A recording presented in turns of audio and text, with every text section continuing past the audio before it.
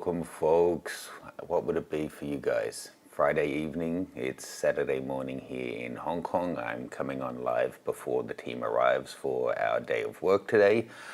It's been a while since I did a live, so I just wanted to jump in and say hi, take any questions you have.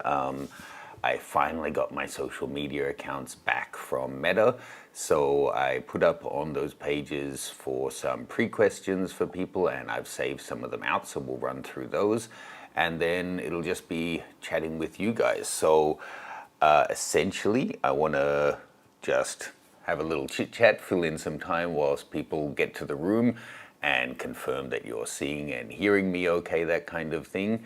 And then have it be a little open conversation.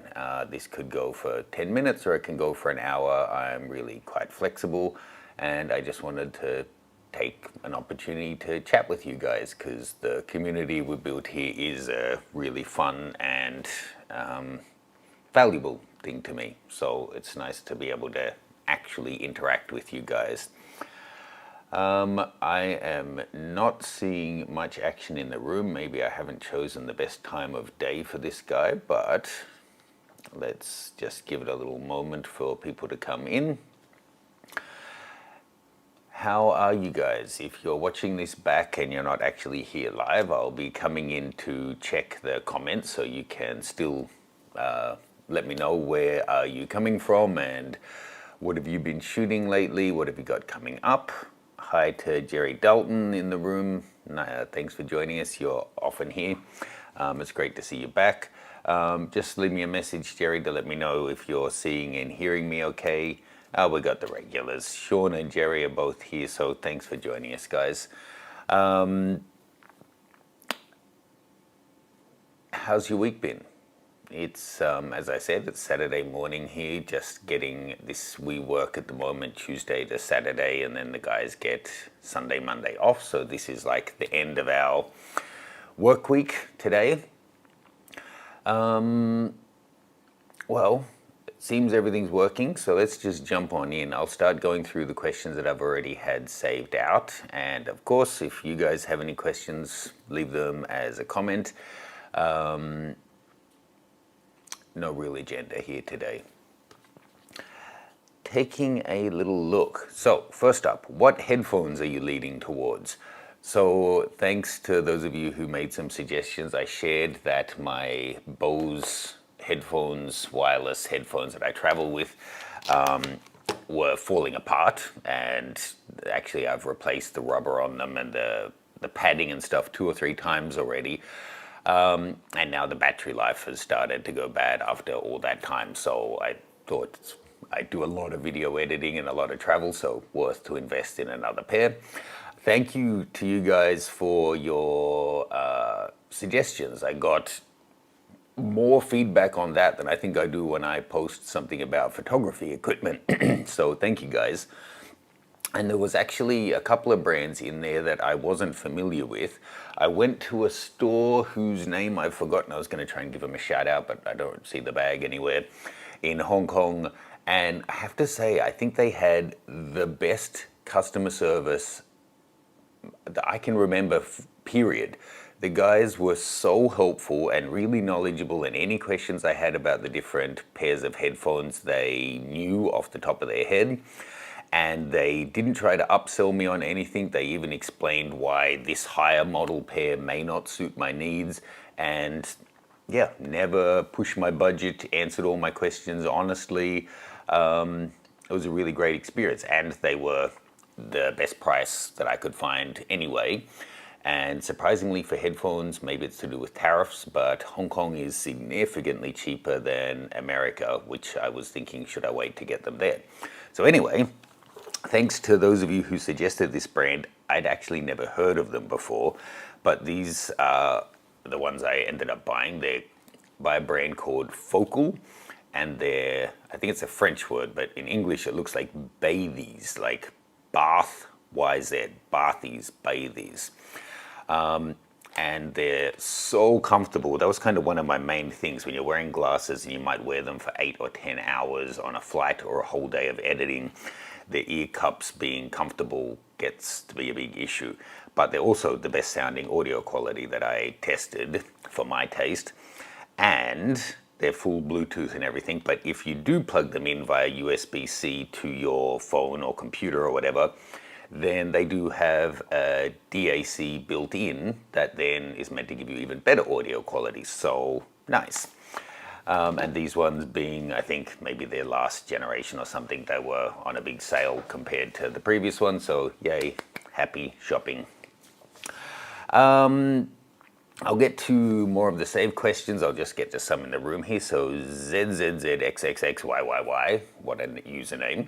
Will you be at WPPI? I haven't planned to go at this stage. Do you go? I've only been, I think, to the show once in the past, so I'd love to hear how is it these days.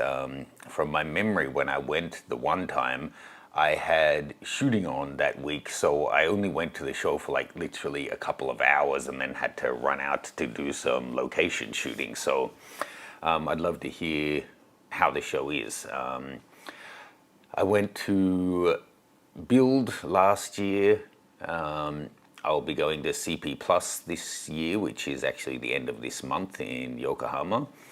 But yeah, I am building out my schedule for the year, so maybe I can make it. Jerry, what do you think of the new Photoshop adjustment layers introduced in the January 2026?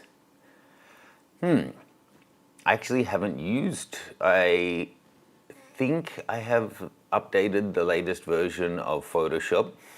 But I haven't actually explored what the new features are. To be honest, I do what I do in Photoshop, and I tend to just hit update when I'm getting notifications that, hey, this has been updated, you need to update. Let me know, Jerry, what's actually new about them. Maybe I should explore it a little bit. Jamel, thank you for doing this. My pleasure. Thanks for joining us. Let me know any questions you guys have. I'll keep going on the ones I have saved out here. From Chris, is Steph in the Small Spaces course?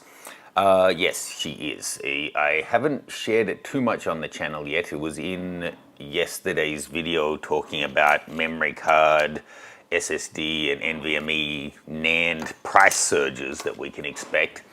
But I've got a new course that's going to go live on Valentine's Day, which is at the Art Portraiture website.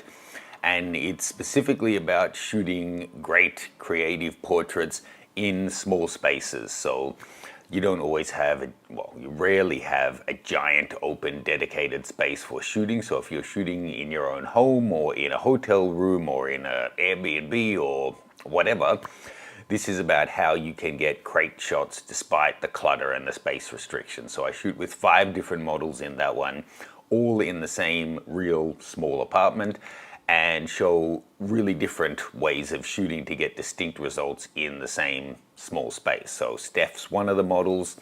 We also have Gigi, who's this tall, svelte, very, I don't know, not alternative model, I don't know. She has a really cool look and not the kind that I've shot with a lot on the channel. Passion, who is an amazing yoga practitioner and dancer, so we do all these kind of flexible posing shots.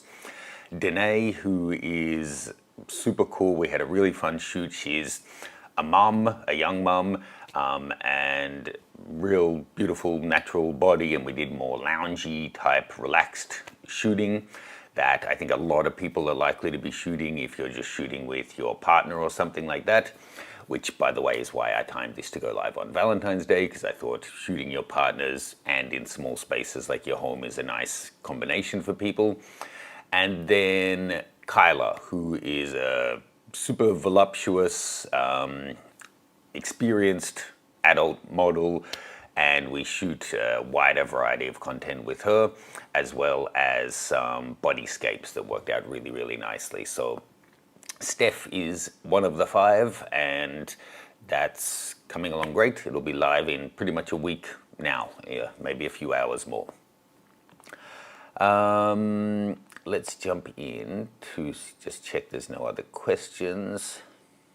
Not yet. Okay, What gear have you been testing lately? So much, it's ridiculous. So I was doing speed testing. I don't have all the stuff on my desk right now, but speed testing of NVMEs and SSDs and stuff. So I've got all these different card readers on my desk. So that's been fun and challenging, and trying to make sure that you do all of the tests in the right way so that you give accurate and helpful info. It's so easy to, you make a slight mistake in your testing, and what goes from being super detailed, accurate, helpful becomes instantly misleading and not helpful. So it's actually a whole lot of work to try and get those things right. I've been shooting with this guy, the Sony 50 to 150 f2, both on the A7 IV and via the adapter on my Nikon cameras. And for that video, we also have in the Tamron, and this is the Samyang 35 to 150s to do a comparison. We have in the Blackmagic Pixis. This is their latest. It's such a beast. Have a look at that. That is a 12K full frame sensor with 16 stops of dynamic range. It's just monstrous. And this little guy on the front is the Laowa 10mm 0D lens. I don't own any of this except for the side handle and the battery adapter. It's all on loan for us to test out. It's been going great though. We also have the red Komodo X, look how tiny that thing is, which is a Z-mount camera. This is not full frame. It is a Super 35. Sorry, I got distracted there because I had a spam call coming in. It's a Super 35, but it's a 6K global shutter sensor. And I have to tell you, I've got 2 new videographers working with me since December. If you want to make your staff happy, get them equipment like this to film on. The only downside is literally, we had a 5-hour filming session recently, shooting with Hana, doing some dance. I was shooting stills on the Z8 and the A7 V, and they were filming on those cameras in 6K and 12K in RAW. After 5 hours, we had generated 3 fucking terabytes of data. It's insanity. So SSDs and hard drives it's the wrong time, to be honest, to test those cameras because storage prices are going through the roof. So it's really not the right time to do it. Okay. Jerry. They incorporated beta versions of adjustment layers into the standard version now. Okay. This is about the new version of Photoshop, so I will check it out after. Thank you. Let's take a look at some more questions here. Juan Alava asked, I have a Sony a6100. Should I get a 6700 or a new lens, Tamron 150 to 500 for sport shooting? Maybe it's the 150 to 600. One, I get it. When you have a budget and you want to stay within it and you want to get something that's going to help your photography, it can feel like there's so many different choices out there. But that's really difficult for me to say for you. I would recommend that you go out with what you have, spend a day doing the kind of sport shooting that you like to do best, and then see what is the limitation that you're hitting. That should help you figure out whether a new camera body that maybe has better autofocus and more frames per second is going to be useful for you, or if a lens that gives you different reach or different apertures or potentially better image quality is going to give you the results that you want, because they're 2 very different paths. If you're not finding limitation in the body, then spending more money on a lens is often a good way to go. Razul Lalakaf, that's quite a username. What focal lengths do you use for boudoir photography in tight spaces? I use the Nikon ZF. that could actually be a helpful thing to include in this course. Let me just make a note of it. If I have a pen, I'll write myself a typed note. To mention that and discuss what focal lengths we actually used in the small spaces course, so people can kind of plan around that. Look, obviously we do sometimes use things as wide as 10 millimeters, like this little guy. It really depends what you're shooting. For example, boudoir photography can be a lot of things. If we're talking about like relaxed lingerie shots or something like that, I wouldn't want to be using a 12 mil on a head to toe shot. The chance of introducing distortion is just going to be too much. But if it's a wider shot on the whole room with somebody in it, and you can position them in a place where they're not being impacted by the stretch of an ultra wide lens, then it can kind of work sometimes. Or if you want to shoot along the ground and kind of have the floorboards or whatever rushing up to the person in a really wild way, then an ultra wide is great for that too. If it's more head and shoulders, that kind of thing, then basically the longer the better, but it's going to depend on where's your light, where's the spot you need the person to be, what separation you need from the background.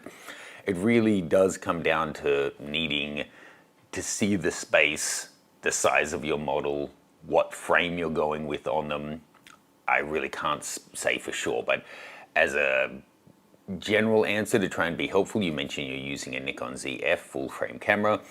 Something like a 24-70 you can't go too wrong with. If you want to go with a prime, it's really hard to say, but if it's tight spaces, then maybe a 35 is a good option. You're not getting too far into distortion territory there, and it gives you a bit more flexibility than a 50. But I will go through and see of the shoots I did for this new course, what lenses and then what specific focal lengths we used throughout the shoot. I know I used the 14-30, 24-70, 50, for a couple of shots, the 85 as well, but that's when I was literally shooting from the kitchen through the doorway to the subject in the living room to be able to compress the frame down and get the shot that I needed.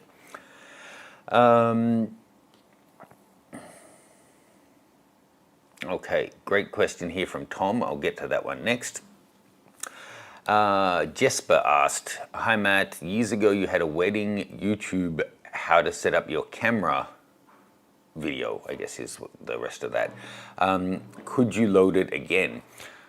Wow, Jesper, you must have been around for some time. Thank you, buddy. I think that video was like 15 years ago, and about 10 years ago or 8 years ago, when I went back through videos and reviewed them, I'm pretty sure I took that one down at that time because I felt the info in it wasn't either completely accurate or helpful anymore because the equipment we're using had changed so much. I can't remember specifically, but I do remember that I ended up taking it down a bunch with a bunch of others to try and clean up the channel and make sure that the content that was there was relevant and useful. I don't want someone's first experience of the channel to be that they come in, see a video and then find, oh, this is completely out of date or is full of mistakes or that kind of thing, and then they don't stick around. So I think that's why that one was down. So no, I won't be loading it again. That's probably not the answer you want, but I do have a complete how to shoot your first wedding course, which I can show you, which shows you everything. We staged an entire wedding with Steph and her husband, now husband, and family and bridesmaids and grooms and celebrant and venue and caterers and all of that kind of stuff. We created the entire wedding day and brought along a bunch of videographers to cover me shooting this as a real wedding. So that I think is something quite unique. I don't know that many have been done quite like that. And for some reason it doesn't want to let me copy the URL here. Okay, so that's in the chat, the wedding photography course.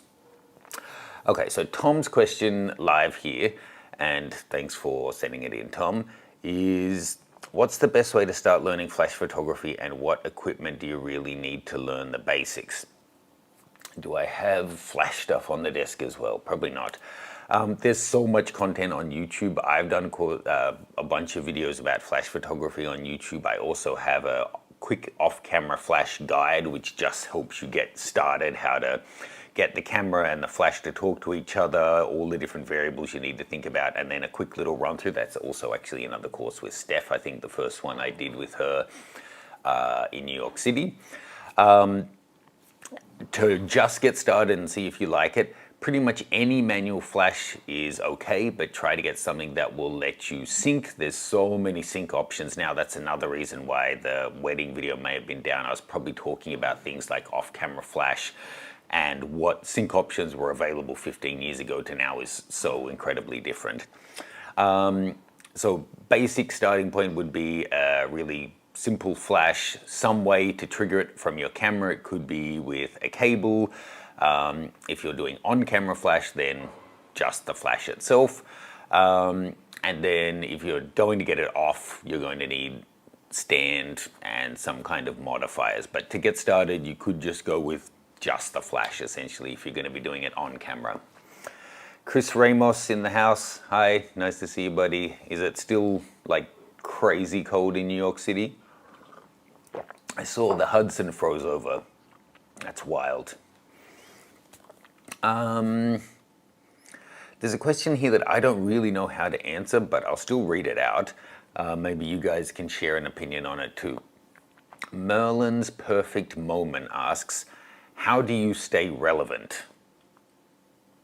And maybe that's a question that I should be pondering more carefully and giving serious thought to, but I don't know that I've ever put that exact question in my mind and come up with a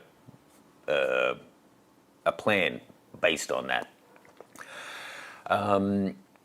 So looking back, instead of that I am in the moment thinking about that, I guess I try to stay relevant. Well, there's a couple of different ways. There's different parts to my business, and I assume that's what you're talking about. So every damn week there's new equipment coming out, and you just have to stay on the horse, staying up to date with that stuff. Unless you go and focus on doing film photography, then you can just learn the 70s and 80s cameras and be done with it, right? If someone comes to me and they want to know about the 2025 release cameras and I haven't kept up with it, then I'm not relevant, right? And then when I say this, I don't mean like keeping up with TikTok dance trends or something, but keeping up with what's how people are shooting, what changes are happening, AI, new Photoshop adjustment layers, trying to just basically keep up and stay educated and on the crest of what's coming out, I think is it. And then I do take more and more time these days to stop, reflect, see what did work, what didn't work in what I've been doing, and let that inform what I do in future. Because if it's resonating with the audience, either by views or sales or feedback, that people are liking it, then doing more of that and less of the stuff that they don't like, as long as it's a direction that I'm comfortable with, is, I think, a decent way. Okay. Blake has never been relevant, so he doesn't worry about it. That makes it a lot easier. No other questions in the room right now, so let me just jump back in to the questions we have submitted from ADMIPH. Is the adapter working good? Is it the first or the second? Thanks for your time and content. Now, I guess you're talking about this adapter. Your comment was on my Ask Matt post rather than a gear post, but I guess you're asking about this one because this is something I shared recently. I've done a video on it. This is the Megadap, and first or second, I think it's the latest one, so I guess second. It's the ETZ Pro Plus adapter that I think mainly was a physical change. it's really hard because essentially this is like I feel like these adapters and the lens and the camera companies are kind of in the same position that computer manufacturers are. Like you could buy a new part for your network, but they don't know if it's that your computer or your cable or your NAS or your switch or whatever, or there's just an incompatibility between some pieces in the chain is the problem, or if it's the part that you just bought is the problem. So with an adapter like this, it's going to be to do with the adapter, but also the lens and also the camera. So I would say the image quality of this lens is so nice, that's what makes me want to consider it. The autofocus of it on my Z8 and Z9 was, I think, more than acceptable. I would live with it. Not as good as I would get with like a 70-200 native on the Nikon body, and not as good as I would get with this on a Sony camera, but 90-95%. And I was shooting people and some puppies and stuff, and my strike rate was high, not perfect, but high, and the image quality was fantastic. My concern is, though, that's a lot of responsibility to put on this company, this $250 adapter, that when, let's say there's 10 different Nikon Z cameras out there, when any of them do a new big firmware update, they then need to update the firmware for this to make sure that it's still relevant. And then, I don't know, do they need to re-optimize all 50 different E-mount lenses that it supports? It's a lot of work. Potentially, you know, there could be delays in that, or there must be. They can't just do it the same day that the firmware for the camera comes out. And then, let's say some great new firmware comes out for the Z8 that I really want to get, but I want to use this lens. Do I then need to hold off on getting the firmware until they've updated this? It just seems like a bit of a weak link in the system. And you couldn't possibly expect that they're going to keep giving free firmware updates on this forever, right? They're already up to their second or third generation, so most likely every couple of years they're going to release a new one that I then have to buy because they've already stopped support for some of the older ones. So this lens and the Sigma 300 to 600 are two that have me seriously thinking, I wish I could shoot that E-mount lens on my Z-mount body. I just don't know if I trust the adapter to be updated that far in the future.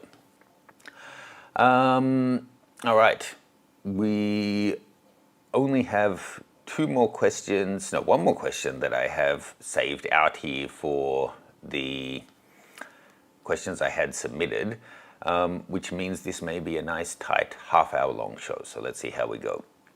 Last one is any big projects coming up. And well, I've mentioned the Small Spaces course is going live in about a week's time. We're still working through the edit on that one. I've shown you the gear that we're shooting with at the moment, so you can expect some videos about that. And I am going to CP Plus at the end of the month to cover some things at the show. And I have some extra filming planned whilst I'm in Japan that's really cool. I won't tell you about it just yet, but if you're a Nikon shooter, you should be very excited about that. I've got some different projects throughout the year planned, of course, and I am working on one big thing that I won't share too much yet because I'm still working to get all the pieces in place. But it's a different kind of travel / photography / I don't want to give too many slashes. A big project that I'm working on planning at the moment that could be a 3 or 4 part thing I do over this year, but I may also expand it to be something I do in lots of countries and become a big series. So I'm really excited about that one. Sorry to be so vague, but that's the biggest thing I'm working on, but it's not really at a place I can share too much yet.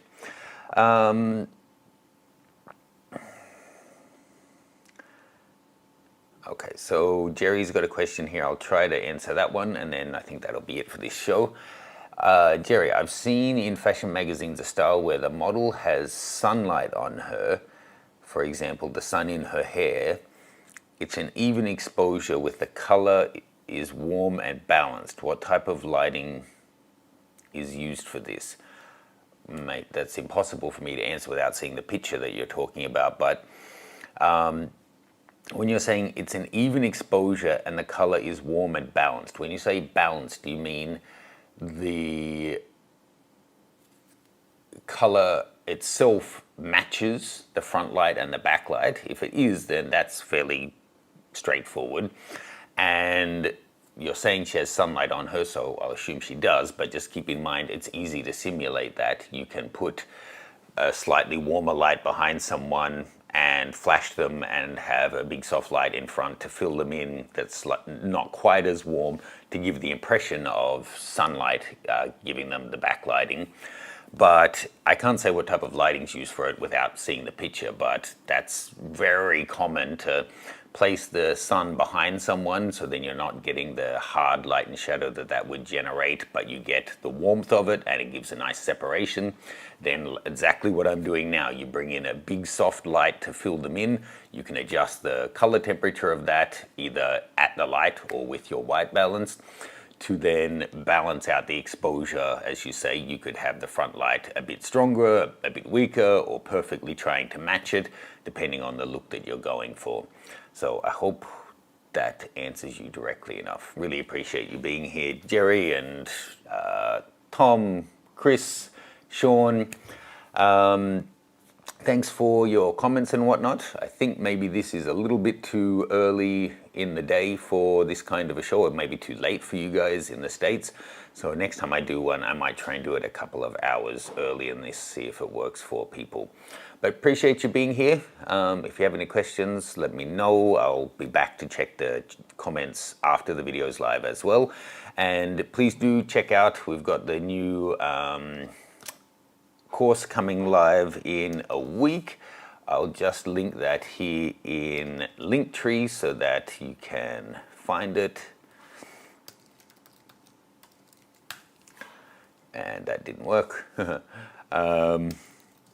Yeah, hope you guys have a great weekend. Let us know what you're up to, what you're shooting, and I'll be in touch before too long with a new live show theme. We're just working on hopefully getting a great new sponsor on board for that. Cheers, guys. Hope you have a great end to the week, and I need to now get ready for my team to arrive and start work for the day. See you later.